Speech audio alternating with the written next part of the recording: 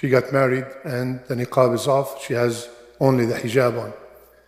Then I met her 4 years ago, and she had hijab on, but the hijab with the, with the tight jeans and all that stuff.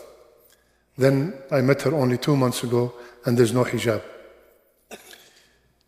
And similarly, many of these stories with the brothers, and like there's a brother, when I was traveling even, it was an emergency in the masjid, a brother called me that my son is leaving Islam. And he met the wrong crowd and they took him, and there are those two guys on YouTube. I'm not going to mention their names because I don't want anybody to go search for them. One of them is an ex-Muslim and the other guy is shaitan. And they're literally taking all the matters that the Muslims differ about and they're expanding on it, and they are very eloquent and very deceiving tone. They are capturing a lot of kids. So these people are unfortunately working very hard to take our children away from the deen. So as every Thursday, our topic is the dua from the Quran. So the dua today is, bi'idhnillah, to be able to avoid these things. And it is from the Quran. Allah subhanahu wa ta'ala said in Surah Ibrahim, ayah number 27, يُثَبِّتُ اللَّهُ الَّذِينَ آمَنُوا بِالْقَوْلِ الثَّابِتِ فِي الْحَيَاةِ الدُّنْيَا وَفِي الْآخِرَةِ. The issue, the matter of thabat, the matter of being steadfast on the deen, is a matter that should be occupying our mind literally 24/7. Like I always repeat, don't ever be fooled by your beard. Don't ever be fooled by your hijab and your niqab. Don't ever be fooled yet you are a speaker, you're giving lectures. Rasulullah ﷺ told us that al-a'mal bil-khawatim, actions are judged by the way they end. And we have to literally keep begging Allah Azza wa Jal to keep us steadfast till the last moment in the dunya and in the akhirah. This ayah, if you look at the sabab al-nuzul, the reason why it was revealed about the questions of the qabr, the questions of the grave. So the dua is derived from this ayah. Allahumma thabbitni bil-qawl al-thabit fi al-hayat al-dunya وفي الآخرة. Ya Allah, give me thabat. Keep me steadfast on this deen in the dunya and in the akhirah. We need thabat on performing the acts of worship, thabat on salat, thabat on dhikr, thabat on coming to fajr, thabat on reading the Quran. We need thabat to stay away from the major sins. We need thabat to be able to fight all these temptations and multiply that by 1,000,000 times for our children. We need thabat to fight the doubt that the people are trying to instill in our hearts and in our children's hearts. So the issue of thabat is something that is in dire need for every single one of us. So the dua is, Allahumma thabbitni bil qawl al-thabit fi ad-dunya wa fi al-akhirah. Now, we always hear this hadith when we go to the graveyard, and I want you to ponder upon it tonight. The part in the hadith when Rasulullah ﷺ said, he or she hears your footsteps. Rasulullah ﷺ told us that after we put our dear brothers or sisters in the grave, and as we are leaving, Rasulullah ﷺ said, they hear our footsteps. And then the two angels come down, and they ask those three questions. Look at look at the mercy of Allah. Look at the greatness of Allah. Three questions. Imagine you have a test, and the teacher give you the questions and give you the answers and give you 60, 70, 80 years to prepare. Allah Azza wa Jal gave us the questions and gave us the answers and gave us different ages to prepare, 30, 40, 50, 60 years.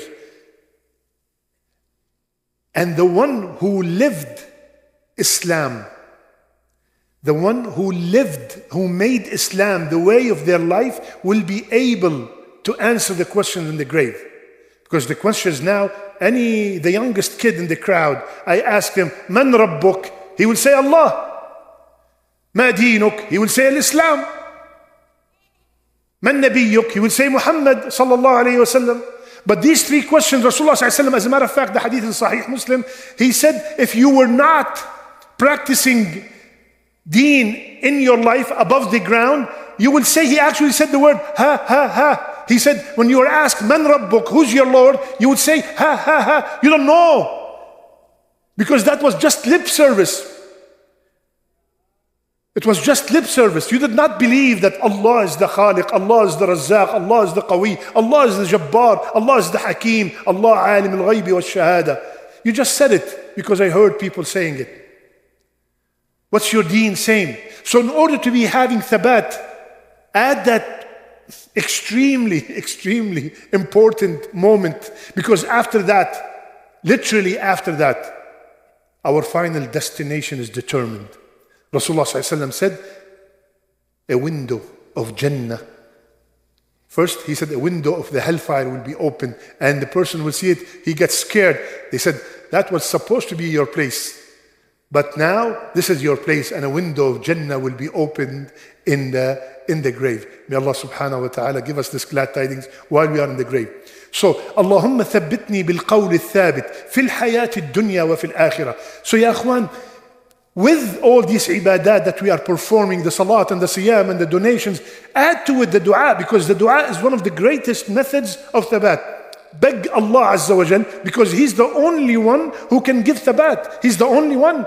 Even, I always repeat that because this is mind-boggling, even the best man ever created, Allah told him, وَلَوْلَا أَن ثَبَّتْنَاكَ لَقَدْ كِدْتَ تَرْكَنُ إِلَيْهِمْ شَيْئًا قَلِيلًا. Ya Muhammad, if I did not keep you steadfast, you would have inclined a little bit to them. If Rasulullah ﷺ need thabat, what about this Abd al-Faqir? What about all of us, ya akhwan? So this is something that we really in dire need to constantly repeat this dua. Subhanallah, when the person passes the test, you know, when people come here for the janazah, and as they're leaving, I always tell the person, if I'm not going with them, or if the imam is not going with them, I tell them, please, ya akhi, make sure, please, I beg you, because this dua you could only make today. You cannot make it tomorrow for the deceased. You cannot make it tomorrow for your father. You cannot make it tomorrow for your son. Allahumma thabbithu inda su'al.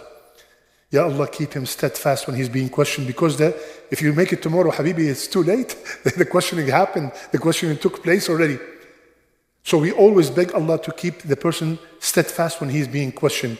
So when he passes the test, or she passes the test in the grave, Rasulullah ﷺ told us, a handsome person would come, and the person who is in the grave would be very happy, and he'd say, who are you? You look so beautiful, so great.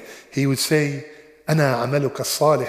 I am your righteous deeds. And he would stay with them till the day of judgment. So the person will be so excited, and he will beg, Ya Allah, aqim as-sa'a, aqim as-sa'a.